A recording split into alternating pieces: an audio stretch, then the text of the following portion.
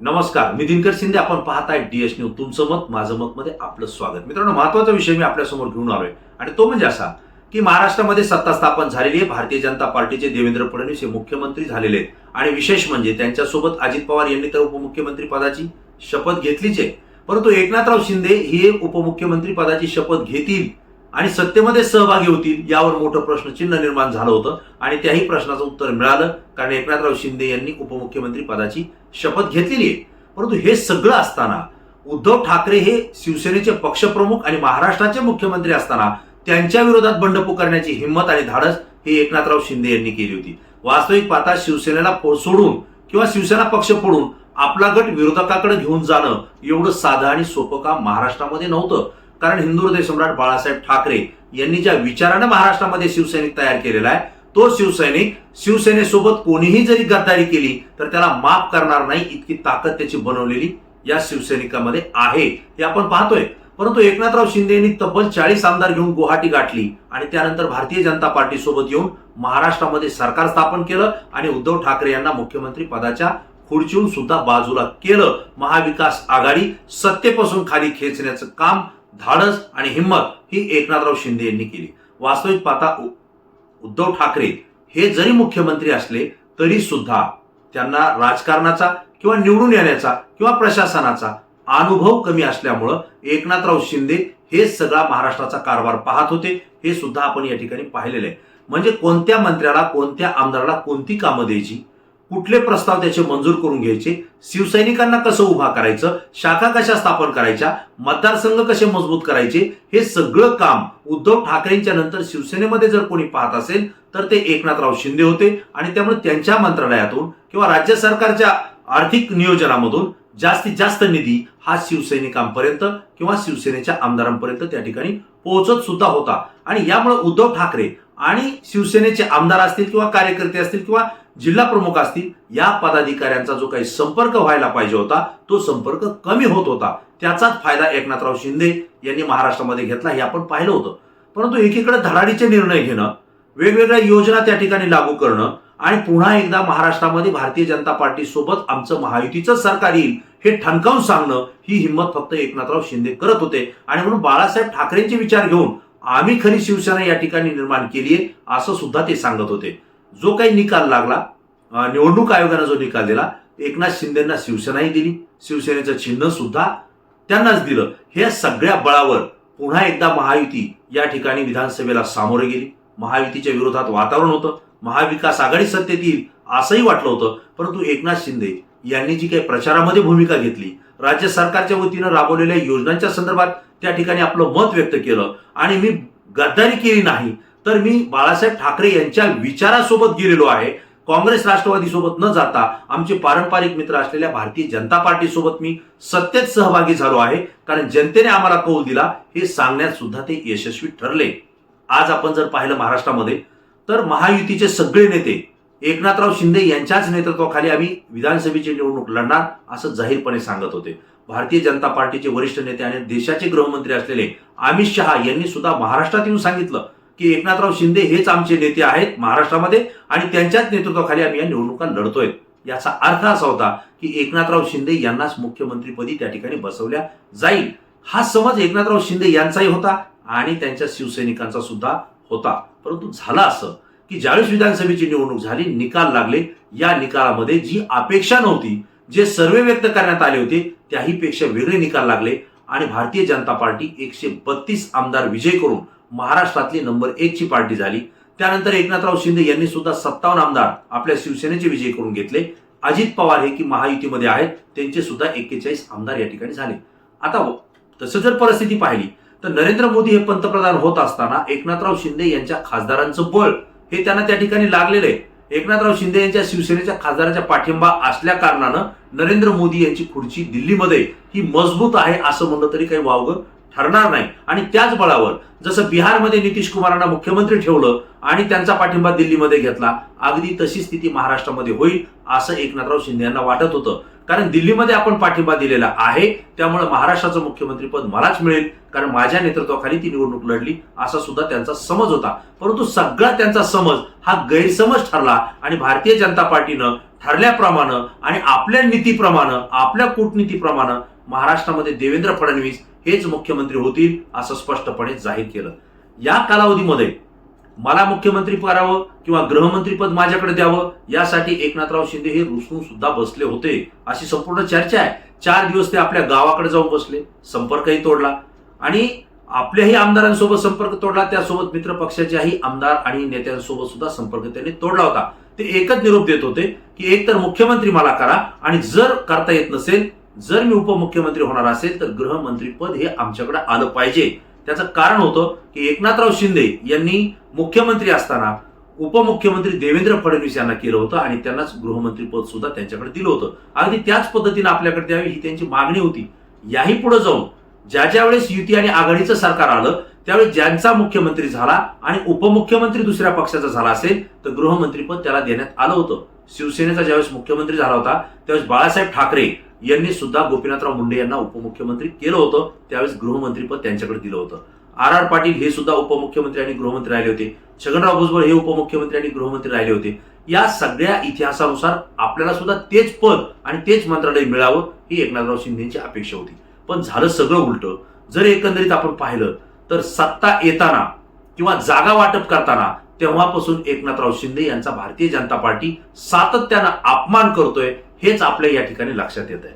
जर एकनाथराव शिंदे यांच्यासोबत भारतीय जनता पार्टीची पारंपरिक युती होती आणि ती सत्यताही होती, पूर्ण बहुमत होतं, अशा वेळेला अजित पवार यांना आपल्यासोबत घेणं हे गरजेचं नव्हतं. आणि त्यावेळी डीएस न्यूजच्या माध्यमातून मी आपल्याला एक व्हिडिओ सुद्धा केला होता, एक माहिती सुद्धा दिली होती की ज्या दिवशी अजित पवारांचा युतीमध्ये प्रवेश झाला आणि युतीची महायुती झाली त्याच दिवशी एकनाथराव शिंदे यांची किंमत महायुतीच्या दृष्टीनं कमी झालेली आहे, भाजपच्या दृष्टीनं कमी झालेली आहे. कारण भारतीय जनता पार्टीला एक पर्याय मिळालेला आहे. कारण अजित पवार यांच्या सोबत किती आमदार आले आणि ते किती निवडून आणायचे याची रणनीती भाजप त्या ठिकाणी करतच होती. परंतु भाजपचे आमदार वाढवायचे आणि एकनाथराव शिंदे यांचे आमदार जरी कमी आले तरीच चालतील याच रणनीतीनं भाजप महाराष्ट्रामध्ये काम करत होतं.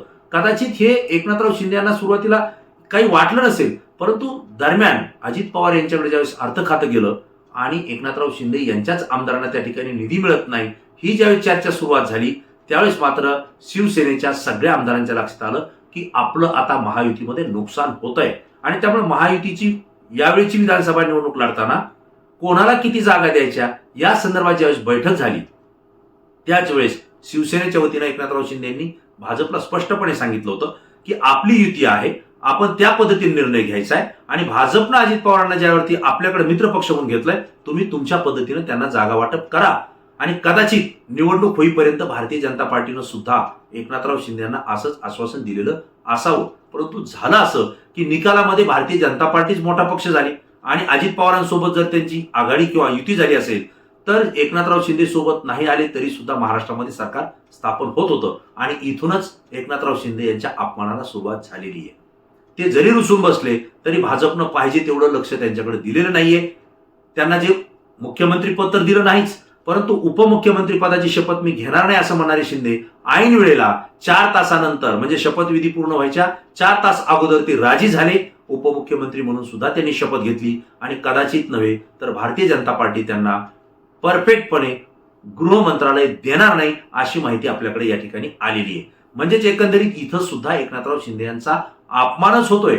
ज्यावेळेस शपथविधीचा सोहळा त्या ठिकाणी संपन्न होत होता त्या ठिकाणी सुद्धा जर स्टेजचं चित्र आपण पाहिलं तर त्या स्टेजवरती देवेंद्र फडणवीस यांच्याच बाजूला अजित दादा पवार हे त्या ठिकाणी बसले होते. दोघांची ड्रेसिंग सुद्धा सारखीच होती, दोघांनीही गुलाबी जॅकेट घातलेले होते. मात्र दुसऱ्या बाजूला एकनाथराव शिंदे हे एकटे बसले होते आणि विशेष म्हणजे त्यांच्या चेहऱ्यावर कुठंही आनंद नव्हता, कुठंही हास्य नव्हतं. म्हणजे ज्या वेळेस आपण एकनाथराव शिंदे यांचा भेटी घेतल्या किंवा त्यांच्याशी आपण चर्चा करत होतो किंवा त्यांनाही आपण कार्यक्रमात पाहत होतो ते प्रत्येक पत्रकाराला हसून बोलत होते, येणाऱ्या प्रत्येकाला हसून उत्तर देत होते आणि त्यांची कार्यपद्धतीचे कुठलंही काम करत असताना मनमोकळ्यापणानं हसत काम करायचं.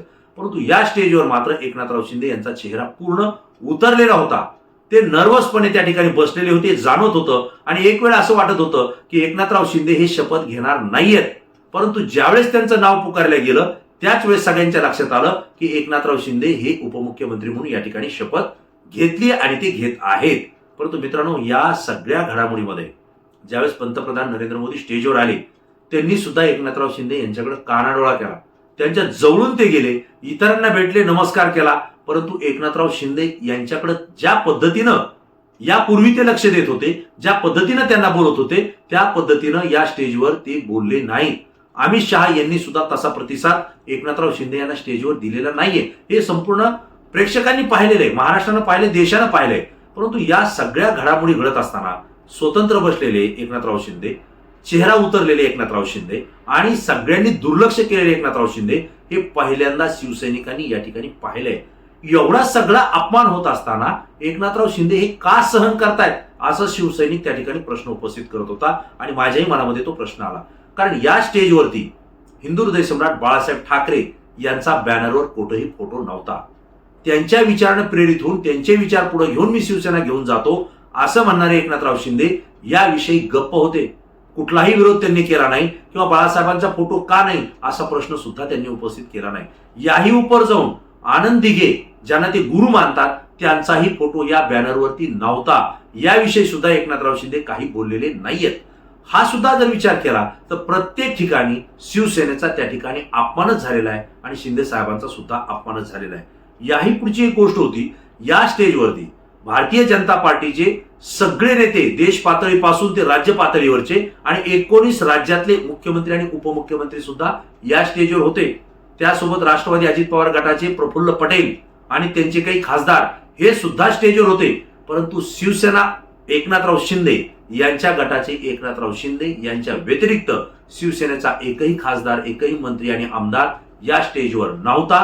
पदाधिकारी सुद्धा नव्हता. याचा अर्थ प्रत्येक वेळी भाजप आणि महायुतीकडून एकनाथ शिंदे यांच्या शिवसेनेला डावललं जात आहे, अपमानित केलं जात आहे, हे स्पष्टपणे दिसत होतं. परंतु एवढं सगळं होत असताना एकनाथराव शिंदे शांत का, गप्प का, हाच प्रश्न या ठिकाणी उपस्थित होत होता. एवढा अपमान ते का सहन करतायत? एकंदरीत जर पाहिलं आपण, एकतर एकनाथ शिंदेचा स्वभाव असा नाहीये, ते शिवसैनिक आहेत आणि बाळासाहेब ठाकरेंच्या तालमीतले शिवसैनिक आहेत, आनंद दिघे यांच्या तालमीतले शिवसैनिक आहेत, उद्धव ठाकरे यांच्या सोबत राहिलेले ते सैनिक आहेत.